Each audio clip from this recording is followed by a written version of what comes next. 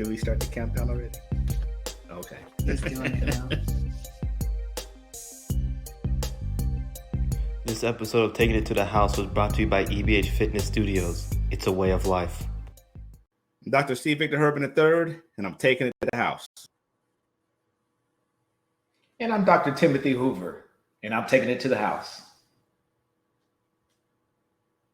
I'm Dr. Jania Hoover, and what I'm taking to the house is the Falcons do not need to take an offensive player with their first round pick.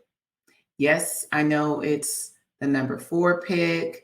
Yes, I know that that's the spot where that can be your franchise player, but the Falcons can win as their team is presently constructed. Scoring points isn't their issue. Their issue is stopping the other team from scoring points. They had some of the most horrific losses last year that came after they had built significant leads and the defense just couldn't stop the other team from scoring. So I'm saying it right now. I do not want the Falcons to take a quarterback. I do not want them to take Kyle Pitts. That is not the issue. And they definitely don't need to trade Julio Jones. That's my burn. I do not want the Falcons to pick up anyone on offense or to trade Julio Jones. Victor, what you got? I'm burning, sis. Look, I didn't know he's going to come out that hot. Hey, look, I'm just only thing I have to say, I'm 20 miles away from D.C. My Lakers are in town, and I'm not there. Need I say more? It's on you. I'm still burning off of that. Golly.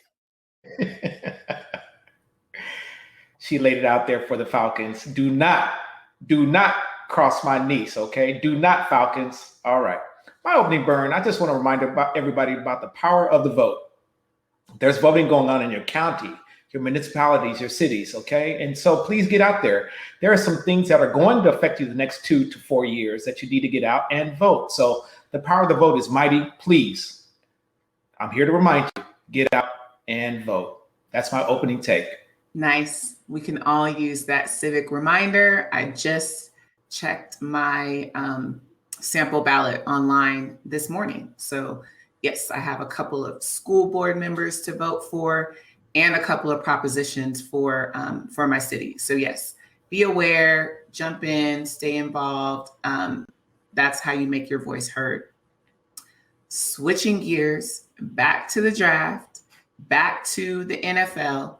I said my piece about my squad.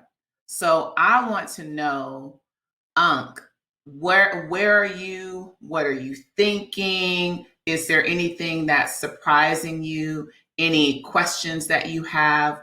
What do you think? Most of you know I don't have an NFL team per se, but I keep my ear close to the ground. Today, the Tampa Bay Buccaneers just re-signed Antonio Brown for another year, about a $6 million deal.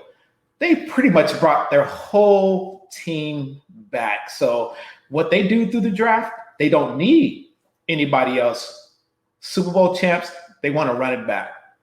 But because I'm here in San Antonio, we get every Cowboy game. And what do the Cowboys need? Well, the Cowboys need a healthy O-line and a defensive stopper, meaning a cornerback or safety. They need interceptions. They were so low with their interceptions that they just need to shore up on their defensive end side. So I talked about it before. You need a rush in, steady linebacker, and you got to have that shutdown corner. And so they need those things in particular. But who knows what Jerry Jones is going to do? And Vic, I know you're a Ravens fan. I wanted to hear your take on what the Ravens may need, or what are you thinking about the draft coming up tomorrow? Yes, diehard Ravens fan. For the previous 20 years, Ozzie Newsome has been our guy, and he's always made tremendous picks. And of course, last year he retired, passing the reins off. And Eric DeCosta, I trust. I never had to wonder what direction the Ravens would go. However, this last offseason, we did make a lot of trades. It's not uncustomary for that to occur. But what do we need? We need a wide receiver. I love having Hollywood Brown. However, the league is starting to catch up with Lamar Jackson. Lamar Jackson's starting to get old in NFL years. There's only so many more years and so many more runs he can make out of the pocket. He needs to have those diverse options. Off-season, we traded Mark Ingram, which I did love. I enjoyed his energy, and we're passing the baton to J.K. Dobbins, who came out of Ohio State. But we need another threat. Tight ends have always been great for Lamar Jackson. Running backs are now great. But having another deep threat or another possession receiver that can really help prevent stacking the box against Lamar Jackson probably will help open up the offense a little more. Again, within the last 3 years, defense is starting to catch up. And if we're going to compete against the Kansas City Chiefs, if we're going to compete against even the Tennessee Titans, we need to start making sure we have a better offensive explosion. Defensively, we've always been a great team. That's what we get that's who we are. So I'm not too concerned on the defensive side. It's more on the offensive side. Can we score the points if we had to have that shootout with Kansas City Chiefs? That's who we're competing against. And because the way Buffalo Bills ended their season, both ended our season, the Ravens season, as well as ended the season on a high note, speaking of the Buffalo Bills, that's another threat that's up and coming. So unless we find ways offensively to compete against those teams, we're going to be in a challenge this next year. So I look forward to what we do in the draft tomorrow. But I definitely think a wide receiver assistance would definitely be a value, or even making a trade for a seasoned vet. I have no problem with that. I got a question for you, Vic. And there's some talk out there about Lamar has reached his ceiling. And some people even said, let him graduate using the 4-year college term. After 4 years, which is about now, let him go. Bring in another quarterback. Have you heard that? And what do you think about that? That's the word on national media. You hear that. And so I just wanted to hear your take as a staunch Ravens fan. They could shut that word down. Out here on the East Coast in the DMV area, we're about to exercise that 5th-year option on Lamar. That's what I'm hearing over here. So I think it's unless you're dealing with a team or an organization that is used to having that revolving door at quarterback, and the quarterback even not being developed, or the quarterback sucks, you leave the quarterback alone. Over the last 3 years, Lamar Jackson has gotten the team better. He has grown. I mean, the guy is only 2 years removed from winning the MVP. So the next logical step is winning playoff games and winning a Super Bowl. No one's talking about Baker Mayfield and how many years he had, 2 years ahead of Lamar Jackson. Now, I'm looking at the AFC North. Ben Roethlisberger's on his way out. He's on the last couple of years. He's aging. You have Joe Burrow. Go Tigers. He's going to be coming off this off-season injury, and this is going to be his 2nd year. Baker Mayfield just finally made it to the playoffs. So at the end of the day, still Lamar Jackson's and the Baltimore Ravens division to lose. So hearing that they feel that he may have missed the ceiling, I'm critical of those pundits. Why? Is it because he's a black quarterback and they think he missed the ceiling? He's still a great pocket passer. He's still a great runner. So to hear that, that disturbs me.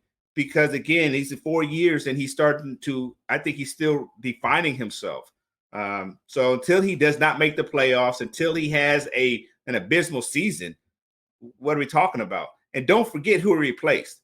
Joe Flacco, we rode that horse for a very long time. So I don't want to hear that. He's one of the best quarterbacks the Baltimore Ravens has had since its inception. So I'd hate to hear that. I hate to hear there's even a glimmer of traction to that. But what I'm hearing, that's not the case. I got a question for the two of you, and it's regarding Justin Fields. Since we're still talking about the draft, and black quarterback, but quarterback for the Ohio State Buckeyes. And so what do you guys think of his chances or his odds of making it? Will he come in as a quarterback? Will somebody draft him as a 1st-round pick? So there's been some doubt on his ability.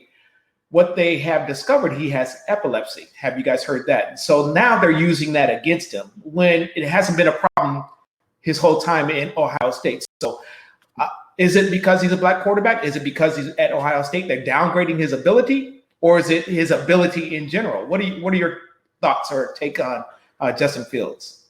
I think it goes, Victor, you hit the nail on the head just in terms of, you always have to consider that is in the background, because it is. And we're seeing that in so many aspects of our society, where no matter how smart you are, no matter how much money you have, no matter where you live, people that are Black have more negative outcomes. So when you're talking about a Justin Fields, the fact that he is Black absolutely is exacerbating whatever these other concerns and issues are, because just 2 short months ago, he was the next big thing.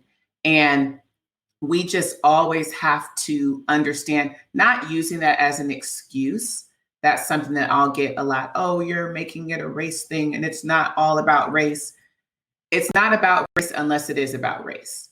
And when it comes to sports, and specifically football, as it relates to the quarterback position, as it relates to head coaching, general manager roles, ownership roles, anything that is perceived to be requiring more intelligence, more intellectual capabilities, more often than not, those people that are Black have a much, much shorter leash.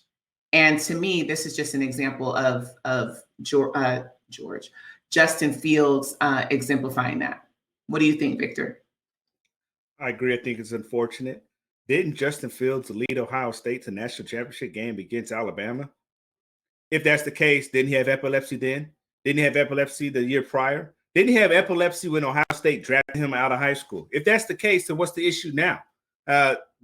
To me, it seems like they will find everything they can to either A, drop his draft stock so other teams who are really looking for him will pick him up. So I don't know if some of this is showmanship, the game within the game of drafting, but I think to even denigrate his character, question his health standards, I think that's sloppy. I think that's unfair.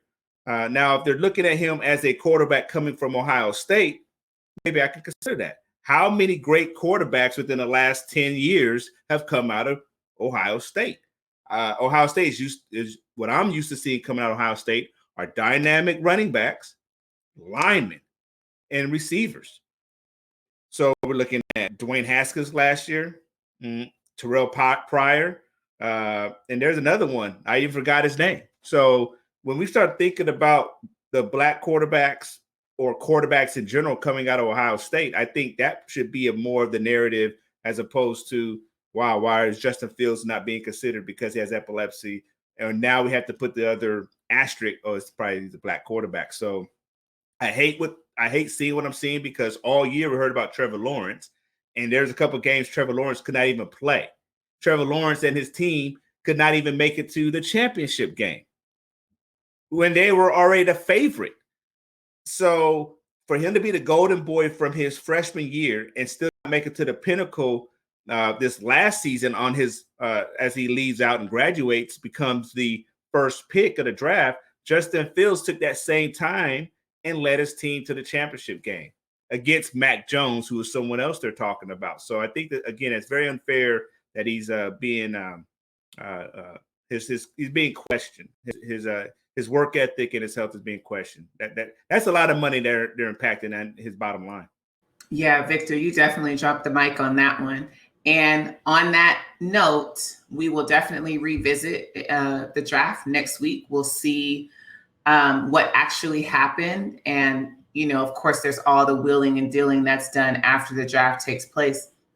But we do have a league that is ramping up really close to the playoffs. And not just the playoffs, but the play-in. And our team is still in it. So it's even more fun to talk about. So, what you got? What's going on with this NBA? Yeah, the rundown, the play-in game, our thoughts on the play-in game. And Vic, I certainly want to get your opinion on the play-in game. So traditionally, for you basketball fans out there and those who don't know, the seeding is you have Western Conference and then you have the Eastern Conference. And the top 8 teams traditionally would go to the playoffs. So now they're talking about the play-in games. Now you're adding in 9 and 10, who ordinarily would not be getting ready for the playoffs, would be ready for Cancun or any other trip, vacation, if you will, summertime with the family. But so the play-in game now includes 7, 8, 9, and 10. The idea is exciting to me. I like it. I am in favor of it. Why? Because those other teams ordinarily would not be playing. They're playing for something, meaning making the season matter. And so they're scratching and clawing. And and if you didn't place in the 1 through 8, then you're going to get a high lottery pick or a draft pick or chance for a high draft pick. So I'm in favor. So how does it work? 7 is going to play 8. 9 is going to play 10. The winner of 7 and 8 is going to automatically get that 7th seed.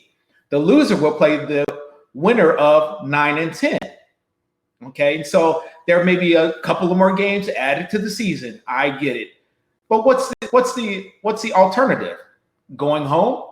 Most of us know your fame and your name is made in the playoffs, and this is an opportunity to brand yourself and your team. So I'm all for it.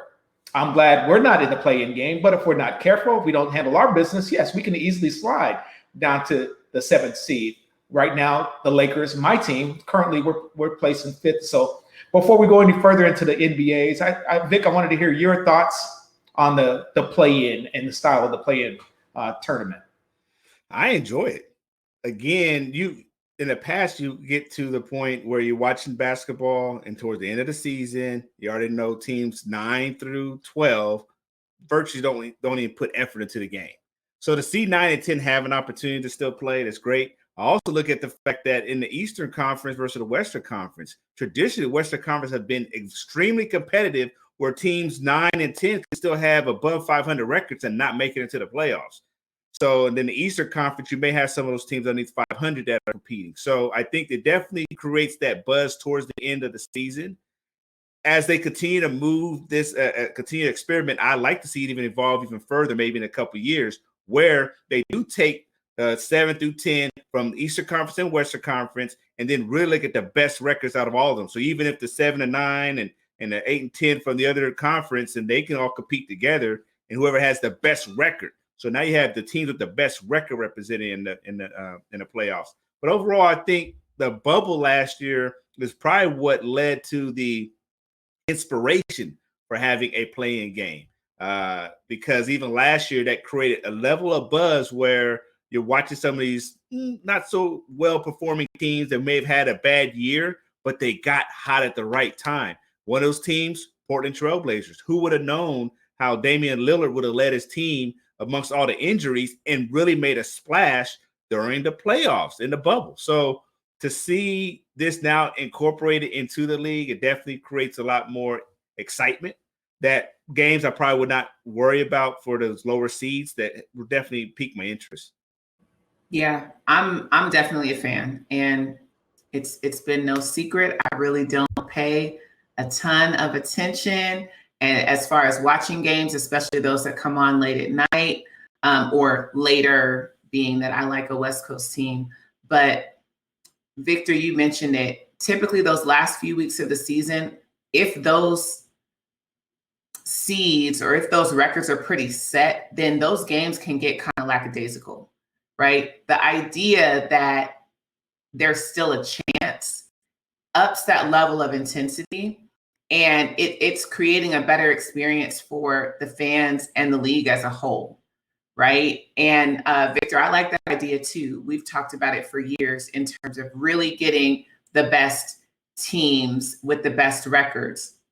And I like, preserving the records just because you play more teams in that conference. But then for those last 6 or 8, hey, let's just mix it up and let you guys play it out. And then if the Eastern Conference gets more representatives because they have stronger records, then that's fine. Versus if the Western Conference is doing better in a particular year. Like, let's just go for it. I love the creativity. I love the design thinking and, what can we do to improve and create a better product where at the end, we're going to see good basketball, which is what we want. So I'm all for it. If you're the 6th seed, go ahead. You're definitely going to play a little bit harder too, because you don't want to be the 7th seed. So now it realigns. Before you didn't want to be 8. But look, 7 through 8, your job or your position is in jeopardy. So if I'm 6th seed, I'm really balling out. So I think that definitely creates a lot more buzz, energy, that somebody will be collateral damage. The owner, Mark Cuban, for the owner of the Dallas Mavericks, he's been most outspoken about it. They call him owner. I'm sorry, governors now. They voted on it. The NBA Players Association, they voted on it. They agreed upon it. But now you want clapback? Come on, Mark. Oh, Mark, you happen to be the 6th seed. You might drop to the 7th. No wonder you don't like it. Brother, miss me with that. Come on now. Everybody else is digging it. Like my partner said, Dr. Herman just said, if you handle your business, you won't get to the 7th seed, but you need to play. You need to play a little bit harder. Guess what? Your team is playing better and playing harder. Specifically, Luka Doncic. He's an MVP candidate. So you guys just have to handle your business. Don't worry about what seed you're in. And then guess what? You need to win anyway. So miss me, brother. Go on. Yeah, it's totally right, Unc. I mean, you're just looking at the records right now in the Eastern Conference. 6th seed is Boston Celtics. Miami Heat is the 7th seed. And the Charlotte Hornets are the 8th seed. All separated by 1 game. So if you're the 6th seed Boston Celtics, and then you're looking at Charlotte Hornets, who's only 1 game behind you, you're going to play a lot more competitive down the stretch.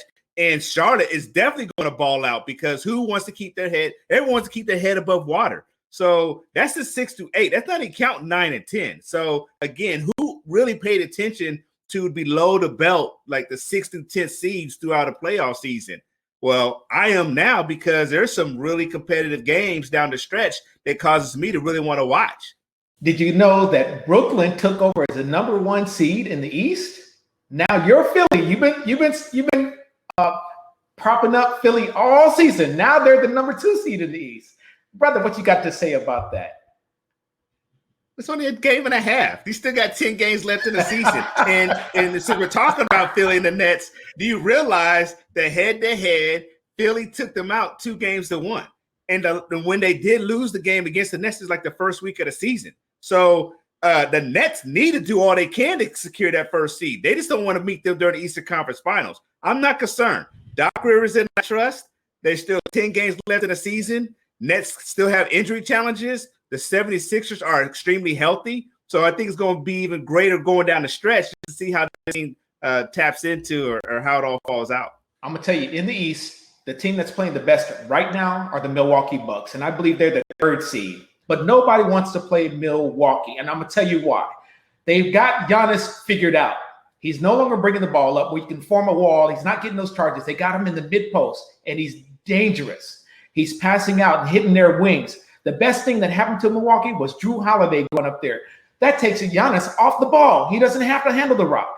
He doesn't have to start the offense and put people in place. He just needs to go down to the mid-post and handle his business. So it's going to be exciting out of the just the playoffs in general. I'm hyped right now just even thinking about it. But we're still 2 weeks removed from the playoffs. And I see your Sixers, and I call your Bucks. I'm saying, look, that 2nd round in the Eastern Conference will be nice. If the playoffs started today, there's going to be a battle for New York. Brooklyn Nets versus New York Knicks. And again, when was the last time the Knicks had a team? Look, I'm being honest. Yes, the Lakers are my diehard. You all know I lived in New York for a time period, and they became my 2nd favorite team. So on my East Coast side of me has been hurting not to have a competitive Knicks team. So to watch them up and coming, they're like no names right now, yet they are balling out. They had a 9-game winning streak. So to see little brother versus big brother, little brother being Brooklyn Nets, going against the New York Knicks for that 2nd round if the playoffs started today would be great. And then to your point, 76ers versus the Bucks, them dudes was balling out last week, and they don't like each other. So to watch Embiid and Giannis go at it, who could be upset about those matchups for the 2nd round, assuming they take care of business? So, and how often have we talked about the Eastern Conference to this level of enthusiasm when, our team resides in the West? But just looking at the standings and how things can shape up the next 2 weeks, the Eastern Conference is going to be nice. And it really is a toss-up, but I'm still pulling the 76ers as my team secure the first seed. So it can shake up. It's only, again, a game and a half out from first, and there's those injuries that the Nets have to overcome when these games start getting more competitive the next week and a half. So, Unc, you brought up the Milwaukee Bucks, and I want you to be right. But Giannis and the Bucks have let me down in the playoffs before. So all I'm going to say is I want you to be right. I hope that this game has evolved.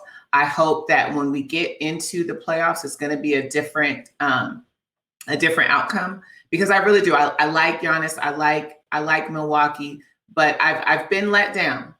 I've been let down before, but I'm trusting you. So I'm going to watch them, and I'm going to see how this season progresses, and hopefully it'll be a different outcome for them. But that being said, it is that time, gentlemen, for us to close and come back again next week. So my last comment is just have fun.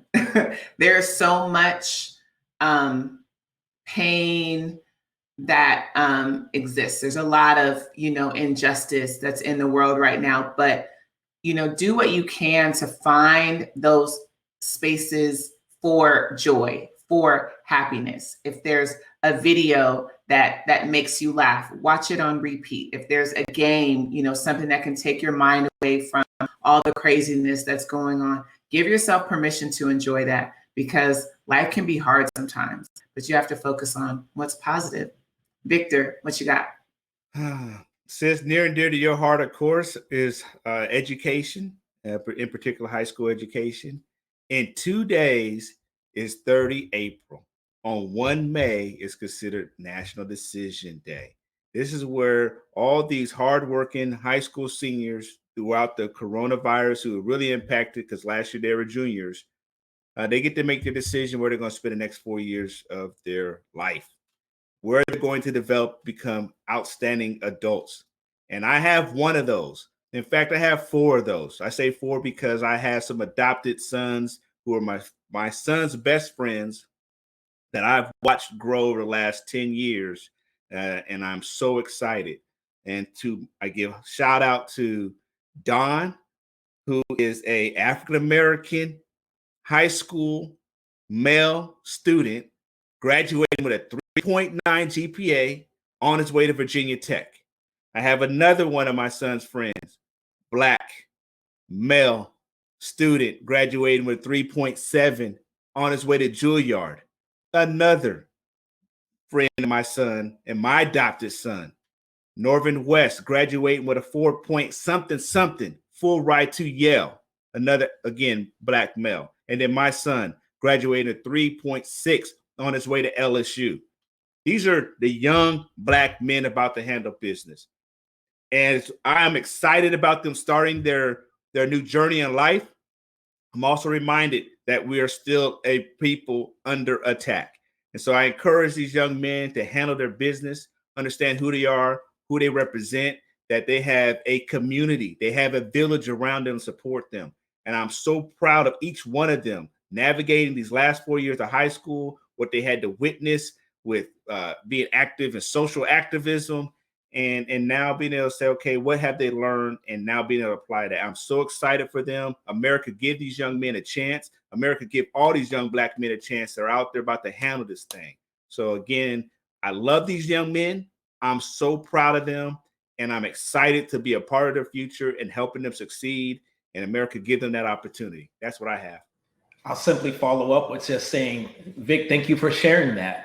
And thank you, Dr. Hoover, for being here today, facilitating and walking us through. My closing burn is just join us on a weekly basis. We want to thank you and welcome you. We want to hear what you have to say. Follow us on Facebook. Hit us up on Twitter. We're on Roku as well. Steve, to your family, Jania, Vic, signing out. And we'll see you next week. We're taking it to the house.